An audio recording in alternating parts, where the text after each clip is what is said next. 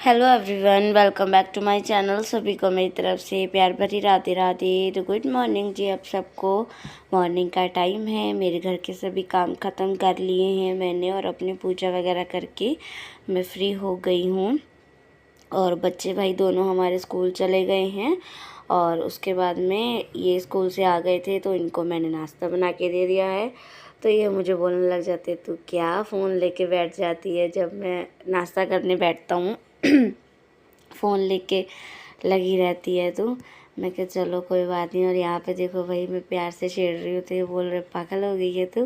तो यहाँ पे नाश्ता करिए, इनकी चाय है और काम मेरे फ्री हैं तो बस अब आराम से बैठ के मैं चाय पीऊँगी और कोई भी काम नहीं है मेरा। सभी काम ख़त्म करके फिर आराम से बैठ के मैं जो हूँ तसल्ली से चाय पीती हूँ। Hello everyone, welcome back to my channel. सभी को मेरी तरफ से प्यार भरी राधे राधे।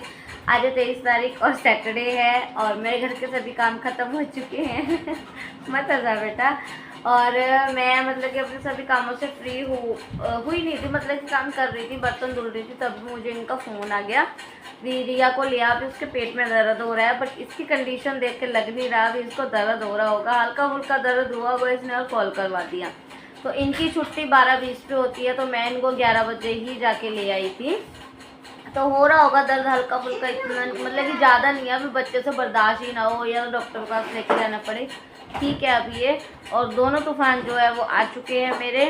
नन्नू, अनन्या उधर है और रिया इधर ले रही है पंगे। देखो इस बच्चे को देख के बोलेगा कोई भी इसके पेट में दर्द हो रहा है। हाँ जी, क्या हो रहा है? पेट में दर्द हो रहा है। अच्छा, अब तो खांसी वगैरह सब कुछ आएगी। अब वीडियो स्टार्ट कर दी तो हैं, अब तो सब कुछ होगा इसे। अरे एक तूफान हो रहा उधर, क्या हो रहा है? ये क्या है? बब्बल है, बब्बल फुलाने हैं। रिया दे दे इसको ओपन करके। और ये इधर लगी है अपने छोटे मोटे जो फालतू की जो रफ कॉपी है, इसमें मैडम की जो है ना जो होते हैं ना नकल वगैरह होती है मैडम वाली, वो सब करने में लगी हुई है। ये रिया को दो, वो करेगी। और भाई हमारा सिलेंडर भी ख़त्म हो चुका है और मुझे लग रही है भूख। अब मैं फ़ोन करती हूँ। सुबह वैसे तो सुबह फ़ोन करवा दिया था मैंने इनको बोल के इनके फ़ोन से। तो अब मैं फ़ोन करती हूँ उनके दोबारा से भी, कहाँ पे रह गए हैं भैया, आए नहीं अभी तक सिलेंडर लेके। रिया से ओपन करवा लेना। तो बस काम वगैरह जो थे वो हो चुके हैं। देखते हैं सिलेंडर कब आता है, फिर खाना वगैरह भी करते हैं और फिर मुझे स्टिचिंग करनी है। और लाइट इतनी ज़्यादा जा रही है ना, पूछो मत, बहुत ज़्यादा लाइट जा रही है। तो मैं देखती हूँ जब तक सिलेंडर नहीं आता तब तक कुछ स्टिचिंग वगैरह का ही काम कर लेते हैं। तो वेट करते हैं सिलेंडर आने की। जब सिलेंडर आ गया था तो मैंने ये काली दाल की खिचड़ी बनाई थी। तो काली दाल की खिचड़ी बनाई थी मैंने और मेरा गला भी बैठा बैठा सा हो रहा है। और खिचड़ी में भाई डाल लिया है घी, जो कि देसी घी होता है वो डाल लिया है। और मैं रिफ़ाइन वगैरह ये सब हो गया या डालडा घी हो गया, ये सब तो यूज़ होता ही नहीं है मेरे घर में और ना ही मैं यूज़ करती हूँ। तो घी डाल लिया है और सच में घी डाल के अलग ही टेस्ट आता है। और ये जो सेजल द गाबा है उसके ब्लॉग्स वगैरह लगा के रिया देख रही है, तो रिया को बहुत पसंद है भाई इसके वीडियोस और ब्लॉग्स वगैरह वो देखती है। तो इसने मतलब कि ये लगा लिए हैं। तो खाना वगैरह मैंने खाया, बच्चों को भी खिलाया। उसके बाद में थोड़ी देर बाद में ही ये आ गए थे तो ये भी बोल रहे थे भी मुझे भूख लग रही है। तो सबसे पहले मैंने इनको वो करके दी, खिचड़ी गर्म करके दी। मुझे इन्होंने बताया नहीं भी मुझे आना है, नहीं तो मैं कुछ और बना लेती। और ऐसे करके मैंने ये ब्रेड में ना ब्रेड को घी में सेक लिया था। और यहाँ पे मतलब कि चाय वगैरह जो है बना के रख ली थी। मुझे इन्होंने बिल्कुल भी नहीं बताया भी मुझे आना है।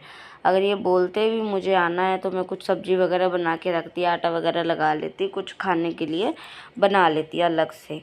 तो भाई इनको चाय वगैरह पिलाने के बाद में मैं बैठ गई हूँ आराम से अपनी भाई स्टिचिंग पे। स्टिचिंग का भाई मेरे साथ कुछ ऐसा ही होता है भी मुझे बहुत बार बार उठना पड़ता है। जो लेडीज़ स्टिचिंग करती होंगी तो वो मेरी बात से रिलेट करती होंगी। तो कितनी दिक्कत होती है। दिन में स्टिचिंग करना, रात को हम कर नहीं सकते, दिन में बार बार उठना पड़ता है। तो यहाँ पे देखो, जैसे ही मैंने स्टिचिंग स्टार्ट की, पहले तो मैंने मोरी लगा ली, जितनी कस्टमर की मोरी है उतनी मैंने नाप लगा के अच्छे से मतलब कि सलवार को पहले सेट कर लिया। और थोड़ा सा ही आगे को मैं गई थी, वैसे ही तुरंत वो ख़त्म हो गया, धागा ख़त्म हो गया। ऊपर का धागा तो था, नीचे फिरकी का धागा ख़त्म हो गया। और सच में जब थोड़ा सा काम रह जाता है स्टिचिंग का, और जब इस तरह से हो जाए, धागा वगैरह जो है ख़त्म हो जाए, तो कितना गुस्सा आता है ना, बहुत गुस्सा आता है। और जब मैंने देखा भी यहाँ पे सिलाई आ नहीं रही है, तो फिर मैंने देखा भी फिर की जो है खाली हो गई। तो बस इस मोड़ पे आके ना बहुत ज़्यादा दिमाग ख़राब हो जाता है। भी बस ये एक एंड की सिलाई रह गई थी, तो ये अभी इसको ख़त्म होना था, पर फिर भी क्या करें, हमें जो काम है उसको कंप्लीट करना ही पड़ता है। तो फिर जैसे तैसे करके मैंने अपने दिमाग को थोड़ा शांत किया। और ये मेरे साथ ज़्यादातर होता ही है, जब एंड में काम आ जाता है ना, तो तब काम जो है होता ही है, बढ़ता ही है। तो यहाँ पे सबसे पहले मैंने फिरकी को भरा, जो मेरा सिम रिपर है, जिससे मैं जो सिलाइयाँ खोलने वाला होता है ना, उसी से जो है मैं धागा भरती हूँ। तो बस उसी से मैं धागा भर लिया है मैंने, थोड़ा सा ही, जितना मुझे चाहिए उतना मैंने धागा भर लिया। उसके बाद में मैं लगा दूँगी बॉबिन को, बॉबिन बोल रही हूँ, उसमें डिब्बी में लगा के अच्छे से सेट कर दूँगी। और जो धागे वगैरह जैसे जैसे जो सेट होने हैं उनको वैसे वैसे सेट करके, और अब बस अच्छे से सिलाई लगा देंगे। और मुझे बहुत ही कम टाइम मिल पाता है सिलाई के लिए, क्योंकि घर का काम होता है, फिर बच्चों को भी देखना होता है, वो बच्चों को स्कूल से लेके आना होता है, कपड़े धुलना, उनको तय मारना, उनको सुखाना, इन सब में ही सारा दिन निकल जाता है। खाना वगैरह बनाना तीनों टाइम का, इस सब में ही बहुत टाइम बर्बाद हो जाता है। तो सिलाई के लिए बहुत ही कम टाइम मिल पाता है मुझे। तो बस अब इसको कंप्लीट कर देंगे। ये सिर्फ खाली सलवार स्टिच होने के लिए आई थी। और आप सब स्टिचिंग का क्या रेट लेते हो मुझे कमेंट करके ज़रूर बताना। मैं सिर्फ सिंपल सूट का ही 200 ले लेती हूँ, 200 लेती हूँ। उसमें भी लोग जो है बहुत आर्ग्यूमेंट करते हैं, भी बहुत ज़्यादा है, थोड़ा और कम ले लो। अभी जहाँ से मैंने सीखा है वो सिंपल सूट के ही 400 रुपये लेते हैं, और वो जो लाइनिंग वाला सूट है उसके वो लेते हैं 600। और मैं सिर्फ 200 ही लेती हूँ, जिसमें तुरपाई भी मैं खुद करके देती हूँ, और उसमें ओवरलॉक भी करके देती हूँ। ऊपर से मैं कस्टमर को प्रेस भी करके देती हूँ, जिससे कि कस्टमर को अच्छे से मतलब कि लगे, कपड़ा देखने में भी ठीक ठाक लगे, हाँ कस्टमर ने सही से, जो स्टिच करने वाले नहीं है उसने अच्छे से स्टिच करके दिया है। तो इसमें भी बहुत लोग परेशान करते हैं, जो लोग स्टिचिंग करते होंगे ना वो इस मेरी बात से रिलेट कर पा रहे होंगे। फिर भी ना लोग हमारी मेहनत को समझते नहीं है, लोगों को इतना नहीं होता है भी इसमें कितनी मेहनत होती है, कितना हमारा समय जाता है। तो ये था छोटा सा प्यारा सा ब्लॉग जो मैंने आप सबके साथ शेयर किया। मिलेंगे नेक्स्ट ब्लॉग में।